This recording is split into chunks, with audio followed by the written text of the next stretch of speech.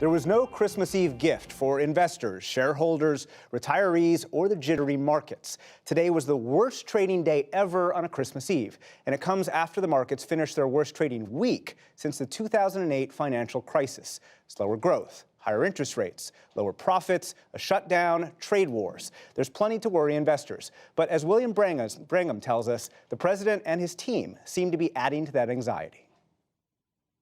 Heading into today, several of the major stock indexes were already in bear market territory for the first time in a decade. That includes the NASDAQ and the Standard & Poor's 500. A bear market is when an index drops about 20% from a recent high. Then, over the weekend, there were new revelations that further unnerved investors. President Trump was reportedly considering firing the chairman of the Federal Reserve, Jay Powell.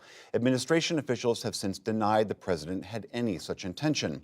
But the president again went after the Fed today, tweeting, quote, "The only problem our economy has is the Fed. They don't have a feel for the market."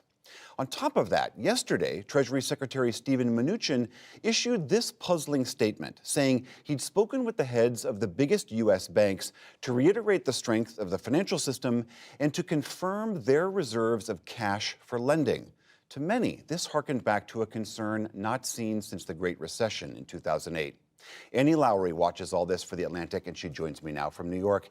Annie, thank you for being here. You wrote a column in The Atlantic where you were describing this letter that Mnuchin put out yesterday and equated it to going to the doctor when you have the symptoms of a head cold and your doctor can't stop talking about cancer, and how alarming that is. I mean, what do you think the secretary was up to?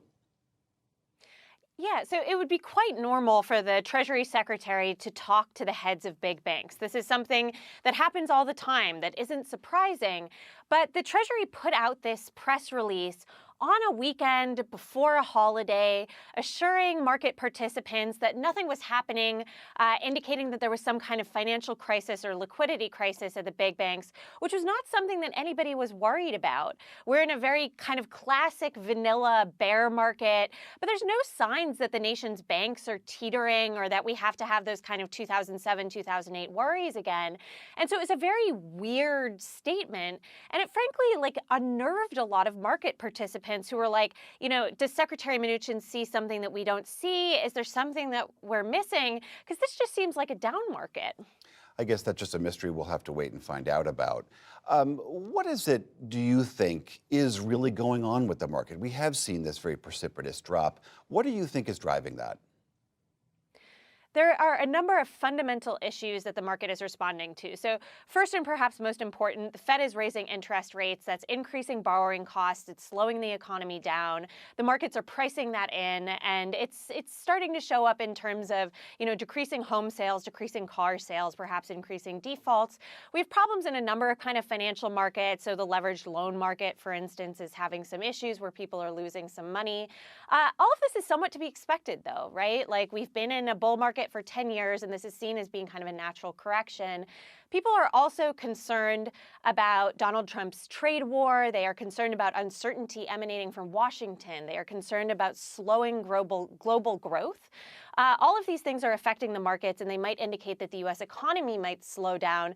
But again, that's very different from being in the sort of situation that Mnuchin was gesturing to, where you might have a kind of financial crisis and be worried about, the stability and the safety of American financial institutions themselves. The president today, as we saw, was tweeting that the only problem the economy has is the Federal Reserve and their announcement that they're upping interest rates. What do you think is going on there? Is the president simply trying to find someone to blame for this stock market decline? Absolutely. The president has quite unusually seen a rising market as being a sign of his success. He points to a rising market as being a good indicator of economic health, which it really isn't. And therefore, he's looking for somebody to blame now that the market is going down. It's really important to note that the Federal Reserve is not responsible for the market going up. It does not see the market going up as being its responsibility. It is responsible for two things, and two things only: price stability and unemployment. And both of those things are looking pretty good. So that happening within the context of a healthy financial sector means that the Fed is going to continue probably raising rates unless we start to see those signs of the economy itself slowing down. But does the president or some of his allies who agree with the criticism of the Fed that there might be some underlying factors? I mean, there is a sense that the global economy is slowing down and that maybe we might see those ripple effects fairly soon and that maybe raising interest rates is not the best idea. Certainly, and I think that if you started to see the unemployment rate go up, inflation to drop, growth to slow down, those kind of things would absolutely give the Fed pause. But the market's going down and Donald Trump sort of yelling at the Fed is not something that's really going to change their path.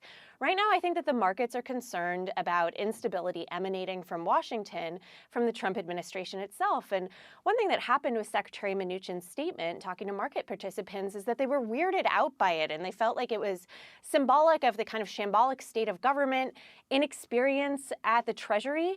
And so that statement alone kind of freaked them out, along with all of the tweets that Donald Trump has been making, the government shutdown, this general sense of chaos emanating from Washington. So I do think that uncertainty is sort of playing into the animal spirits here.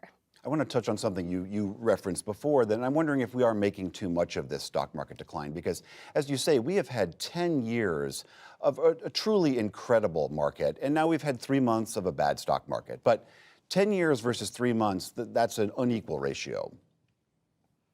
Absolutely. Markets go up, they go down. There's nothing right now to indicate that this is much more than a soft patch.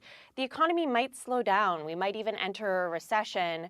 But right now, this is really just a bear market, a correction in the market, and we would need more data to indicate that there was sort of a deeper underlying problem, just than, stocks kind of selling off and investors losing some money.